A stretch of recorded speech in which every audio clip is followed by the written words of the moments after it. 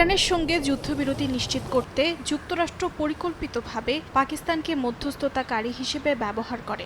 ইসলামাবাদকে তেহরানের সঙ্গে একটি অস্থায়ী যুদ্ধবিরতি চুক্তির জন্য চাপ দেন মার্কিন প্রেসিডেন্ট ডোনাল্ড ট্রাম্প। ব্রিটিশ সংবাদ মাধ্যম ফিনান্সিয়াল টাইমসের এক প্রতিবেদনে উঠে আসে এমন তথ্য। প্রতিবেদনে বলা হয়, পাকিস্তান কোনো মধ্যস্থতাকারী ছিল না, বরং যুক্তরাষ্ট্রের জন্য সুবিধাজনক মাধ্যম হিসেবে কাজ করেছে।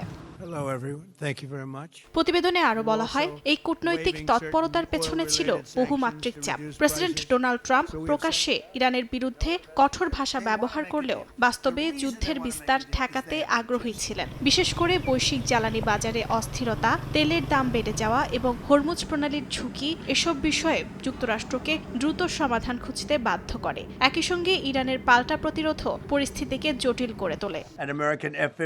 ফিনান্সিয়াল টাইমস জানায়, কয়েক সপ্তাহ ধরেই ট্রাম্প প্রশাসন পাকিস্তানের ওপর চাপ দিচ্ছিল, যাতে তারা ইরানকে বুঝিয়ে যুদ্ধ থামানোর ব্যবস্থা করে এবং হরমুজ প্রণালী খুলে দেয়। ওয়াশিংটন ভেবেছিল পাকিস্তানের মাধ্যমে প্রস্তাব পাঠালে ইরান তা সহজে মেনে নেবে। উর্জিতা শেহসিন, সময় সংবাদ।